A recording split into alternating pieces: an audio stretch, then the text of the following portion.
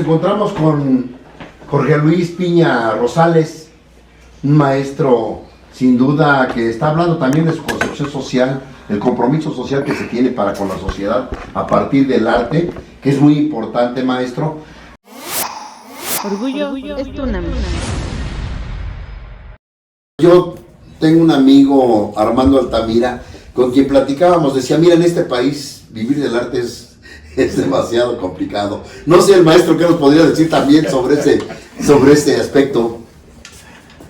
Bueno, sin duda, pero también hay que entender que la profesión es antigua.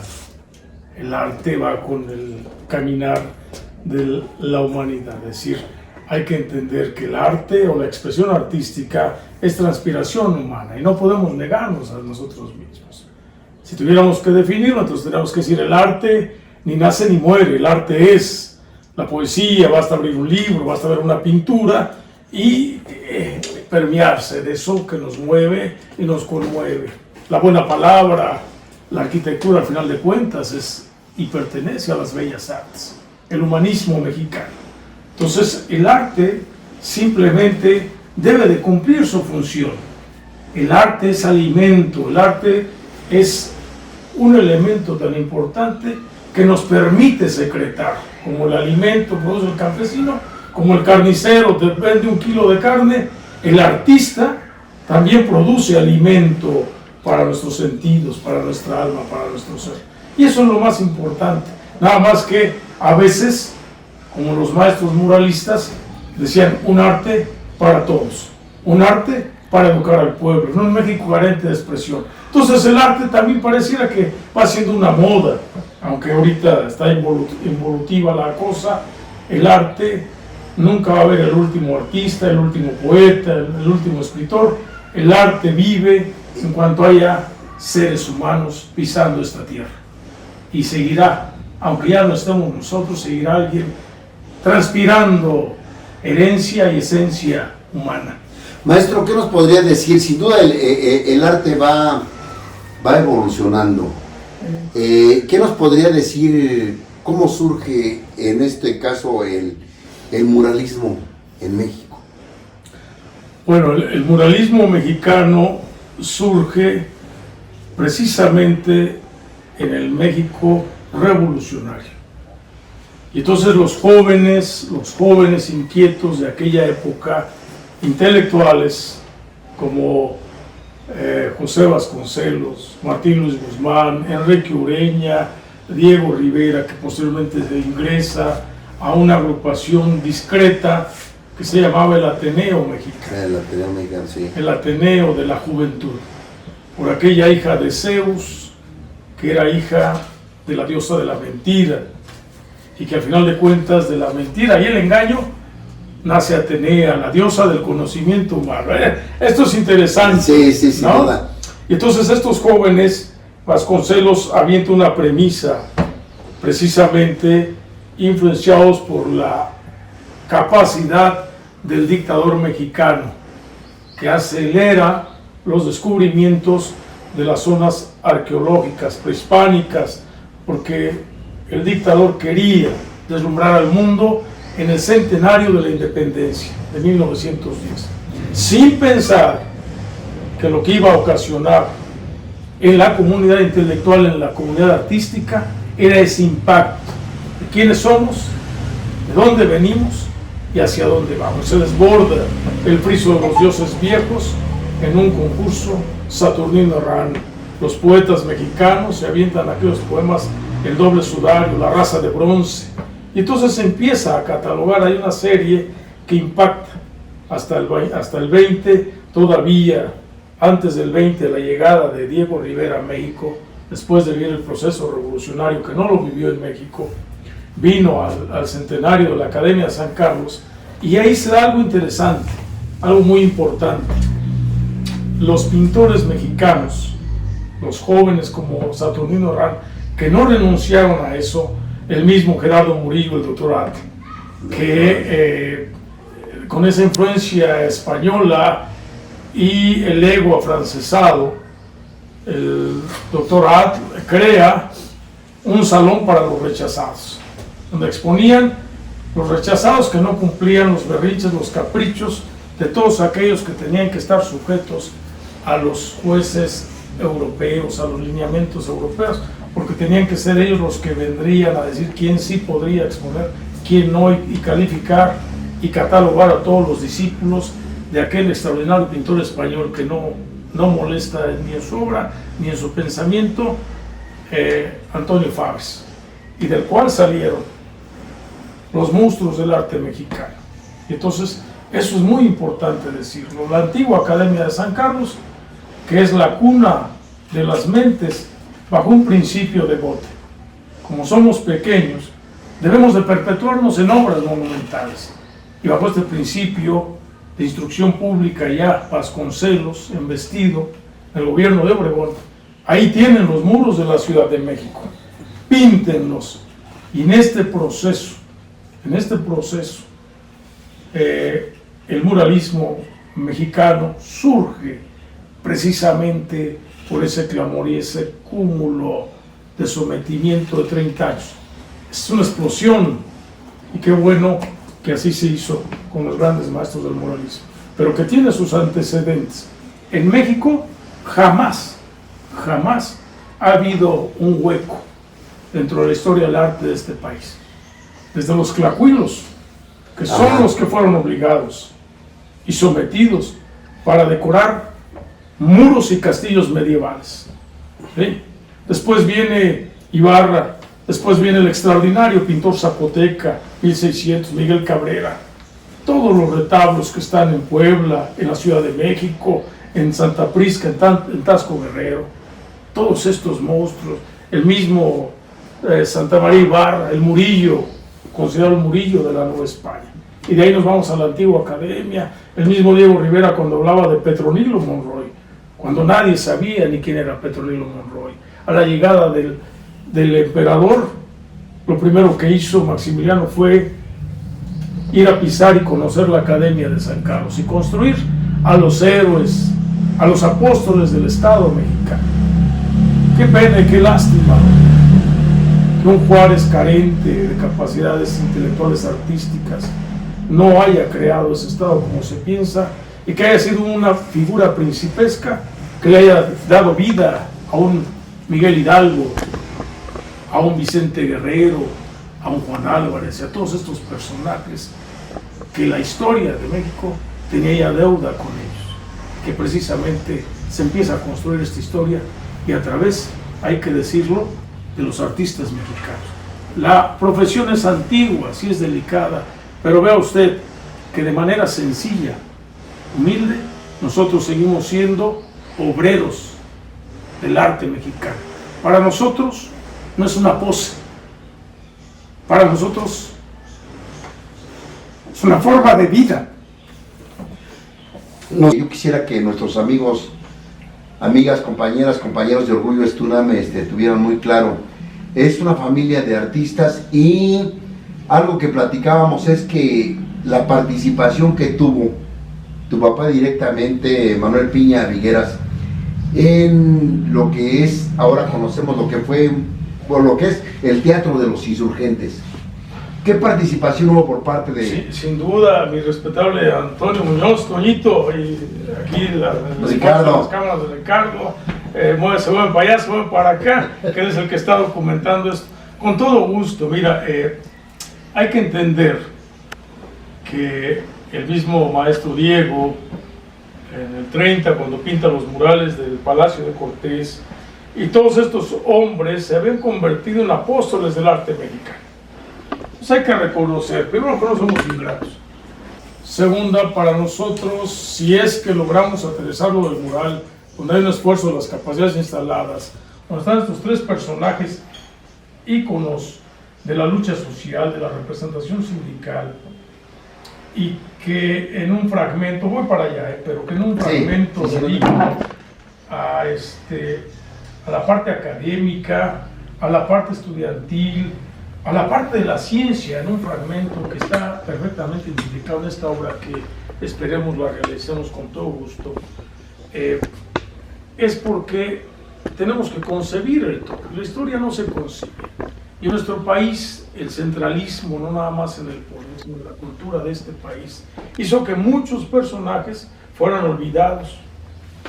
En cuanto se les olvida que se convirtieron en apóstoles, ¿sí?, del arte mexicano. Todos se dispersaron. Además, entre ellos precisamente mi señor padre. Y dentro de los libros que se han escrito del muralismo, dentro de la última etapa del muralismo, hay algunos nombres que fueron omitidos. Qué bueno, usted hablaba de los Santiago Galas, y habría que hablar de la enseñanza objetiva, que precisamente se funda y surge a la par del muralismo mexicano. La enseñanza objetiva, que fue la primera empresa litográfica en México. Después surge precisamente don Santiago Galas Arce como un imperio ya de los famosos cromos, pero vienen a la par con el muralismo mexicano. Entonces, mi señor padre, efectivamente, a mí me da orgullo, y qué mejor que ustedes, que tienen este sello bien marcado de la UNAM, de la UNAM, y de lo que ustedes representan, pues tiene que ver directamente con mi señor padre. Primero, cuando deja de ser la Real y Noble Academia de las Nobles Artes, todos esos nombres rimbombantes, para la Academia de San Carlos, con su prestigio, surge, pues se transforma en la Escuela Nacional de Artes Plásticas, la famosa ENAP. Y netamente el origen de nosotros, de mi señor padre, es netamente académico. Habría que recordar. Y habría que recordar anécdotas no escritas. Yo leo, pero no culpo a nadie, porque el hecho de nosotros estar apartados, estar alejados, no quiere decir que no estén ahí los muros como testigos fieles. No quiere decir que no tengamos en este espacio las paletas de mi señor padre, que fueron sus compañeras, su caballete, sus pinceles, de todas esas batallas del muralismo mexicano. Entonces, a saber, algunas de las cosas muy importantes, trascendentes, de manera anecdótica. Mi papá, muy joven, tenía ya la obligación, a los 18 años ya tenía un hijo, con una pareja, su primera esposa. Y habría que decir que la obligación, la manutención, y en un espacio y en un escenario artístico donde el artista era visto solamente dentro de la bohemia, dentro de una actividad no propia y no digna desde todos los tiempos, mi papá se había obligado a buscar trabajo. Y el único escenario precisamente era el muralismo mexicano. Entonces, de esa manera llega y se presenta con el maestro Diego Rivera. Cuando a mi papá le decían la rata de San Carlos, Mané. Entonces le decían en la academia, ya habiendo él trabajado y siendo un colaborador directo, un hijo directo de José Chávez Morado, con el que por primera vez se da el primer mural en México, La conquista de la energía por el hombre. Y este mural, que está en la ex Facultad de Ciencias y Artes de la UNAM, se da precisamente al calor de una mesa y de un café como estamos nosotros platicando. Entonces, si se puede decir, no, es que no fue así, no, es que mi padre fue directo. Y esas anécdotas las conocemos de manera directa. Directa, entonces, de primera mano, digamos. Platicando, lo puedo decir con toda franqueza. Yo puedo hablar de ustedes de 2 o 3 murales. El mural que está en la Universidad Autónoma del Estado de Morelos, el mural que está en una institución educativa aquí. Mientras me están platicando, yo estoy dibujando, arrastrando el lápiz. Al término de la plática, aquí está el proyecto, aquí está el boceto. Y así surge el mural de la conquista de la energía por el hombre, platicando entre los maestros José Chávez Morado, Jorge Rodríguez Moreno y Manuel Piña Villegas. ¿Por qué?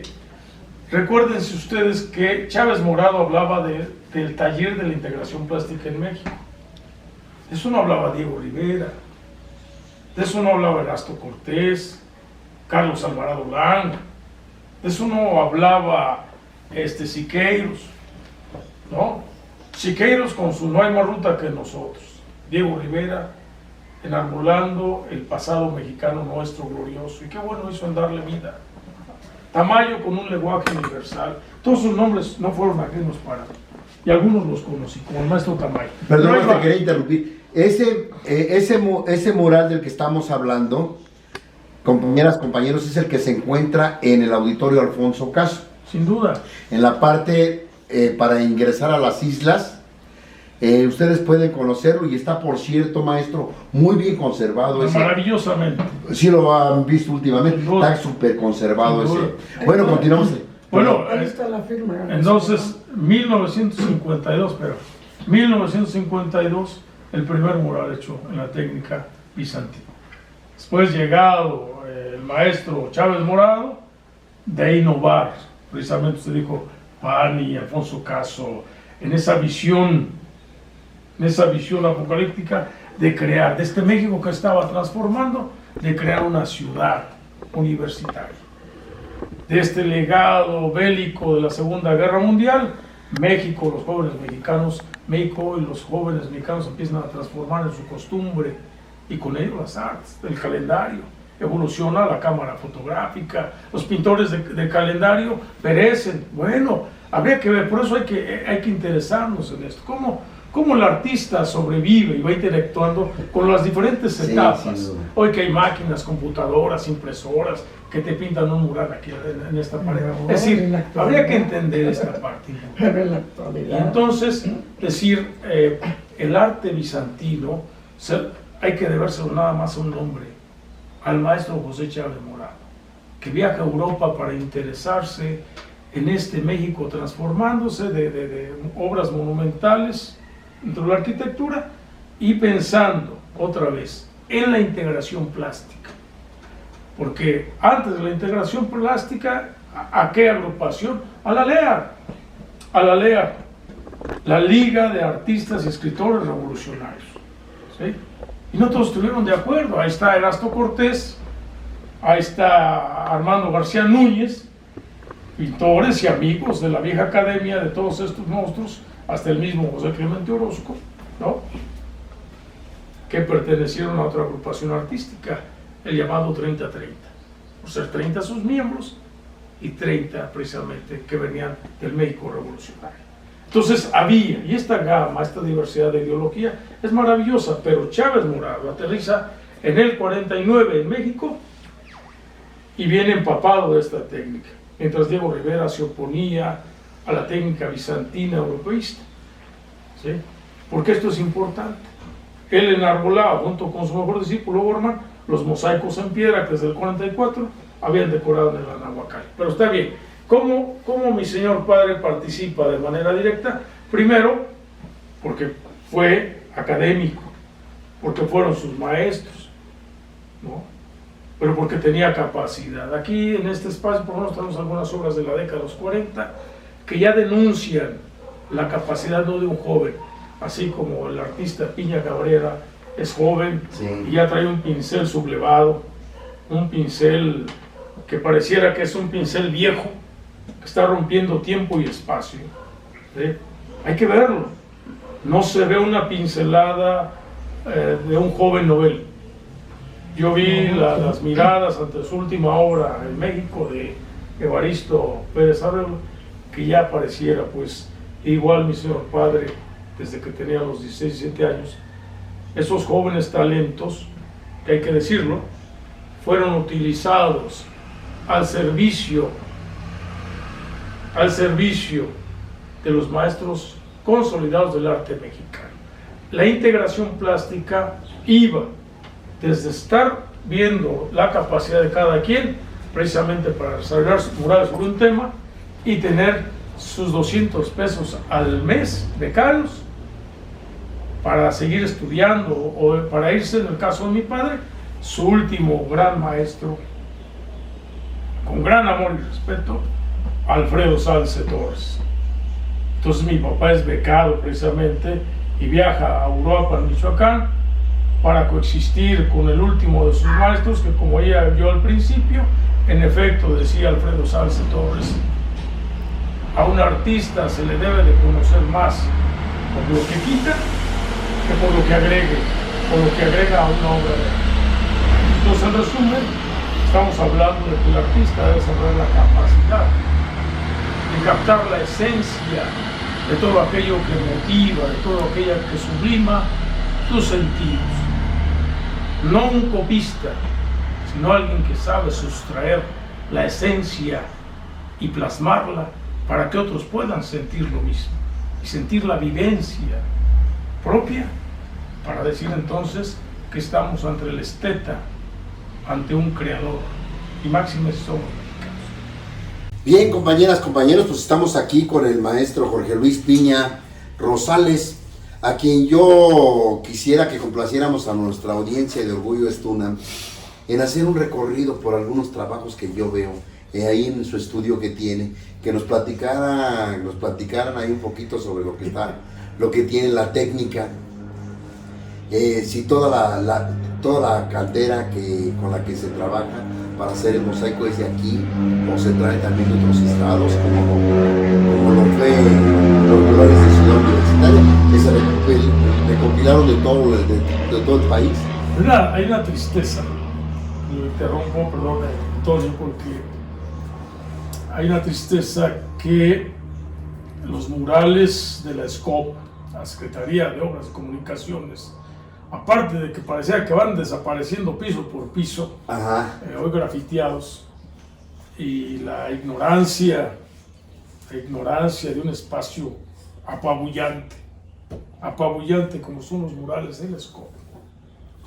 Decía yo hace rato que Piña Vigueras a los 18 años ya tenía compromisos familiares, y este escenario enorme, mientras Zúñiga decoraba el pórtico, Juan O'Gorman el pórtico, Chávez Morado el pórtico, a todos los discípulos, entre ellos Memo Monroy, García Bustos, Arturo Estrada, por primera vez nacen ya a la luz muralística como autores, y por eso hay fragmentos pequeños donde ya es Memo Monroy, pero mientras mi señor padre sigue colaborando de manera bella con Juan O'Gorman, y en ese hermoso árbol prehispánico que a la parte superior asemeja una horqueta, y en una sátira va un joven como si fuese el Nazareno que va siendo elevado. El del SCOP.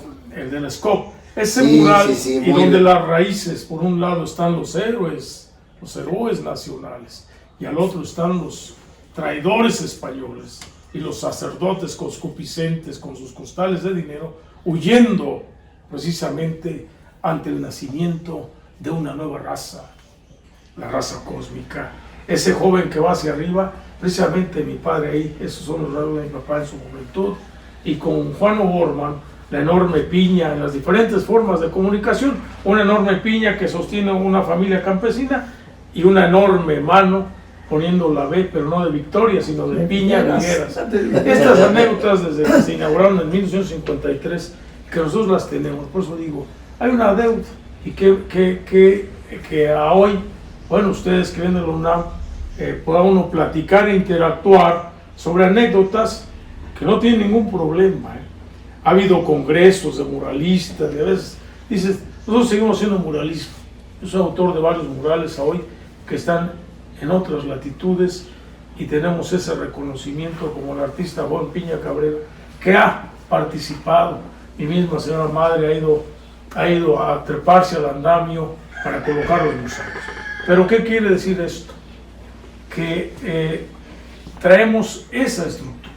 Ha habido libros, consúltenlos, donde está el Teatro Insurgentes, las mujeres, las colaboradoras de Diego Rivera, le dan espacio inclusive a Tosia Malamud y a otros artistas que no tengo problema. Todos los conocí siempre con respeto, como con respeto se expresó mi padre hacia sus maestros y hacia sus colegas.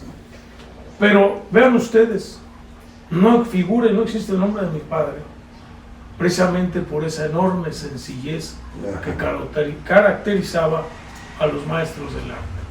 Qué bueno que así lo hizo mi señor padre, para trascender en una frase maravillosa, que él lo escribió y lo profetizó.